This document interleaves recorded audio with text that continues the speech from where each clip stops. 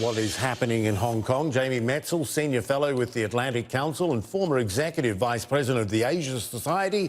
Thanks for being with us, Jamie. Always good to see you. I'm curious, how long do you think the mainland will stay out of this? One presumes if they come in, it won't be in half measures. What would make President Xi cross that Rubicon? Well, I think they're going to be very careful in moving large numbers of essentially paramilitary forces across the border into Hong Kong. But for now, those troops are there to give a very strong message to the government of Hong Kong that they better clamp down on these protesters. And that's what's creating such a toxic and dangerous situation, because the protesters have been shown that they have no other means of having their voices heard other than this protest. The government has prosecuted the leaders of the past protests. They have worked through the electoral system and elected reformers to the LegCo, the Legislative Council, and the government hasn't allowed those people to be seated.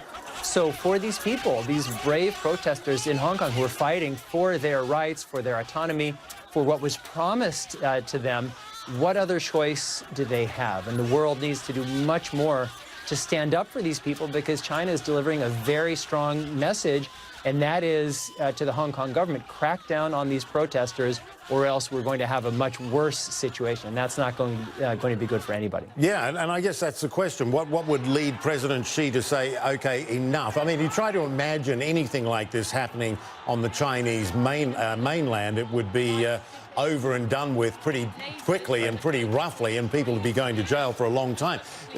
China doesn't want another Tiananmen Square, but what would be the turning point for them? Because this is not getting better. Yeah.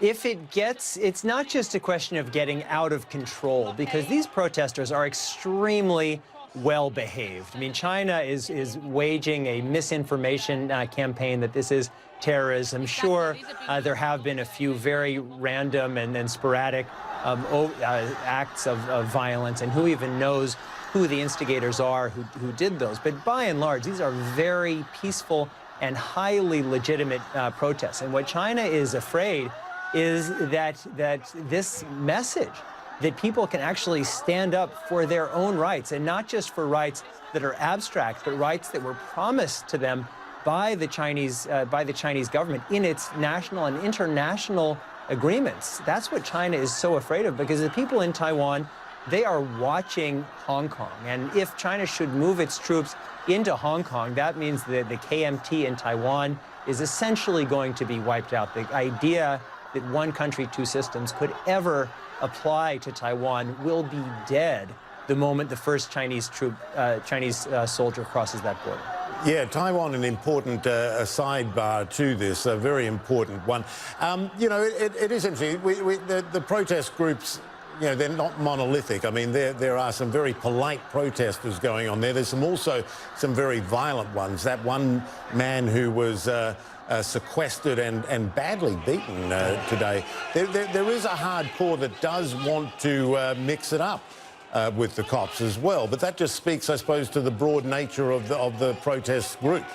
Yeah, and it speaks to the fact that there is no alternative form, really, of meaningful communication. I mean, the protesters for many, many years have been trying to have their voices heard, and they've been blocked in every direction. And so when the Hong Kong protesters say we are fighting for our home, for our future, for our rights, for our children, they are right. And all they have to do is look across the border into China to see what human rights and autonomy mean in China, and they don't mean anything. The Tibetans were promised meaningful autonomy, and look at the situation in Tibet today. And the people of Hong Kong, they see Tibet, they see Xinjiang, and they recognize that that is the future that perhaps Beijing has in mind for them, and this is their effort to prevent that. And so it's incredible what they're doing, but there's a real danger.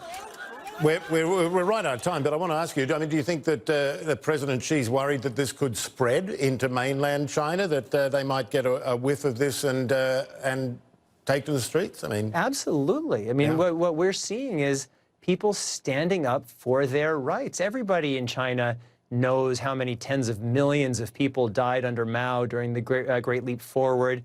Everybody knows what the situation is. And the Beijing government is afraid that a spark could be lit. And that's why what's happening in Hong Kong is such a threat to Beijing. And that's why the world, including the United States, needs to stand up and support these incredibly brave protesters. Jamie Metzl, I wish we had more time. We do not. Thank you so much. Good to see you as always. My pleasure. All right, a short break now on CNN.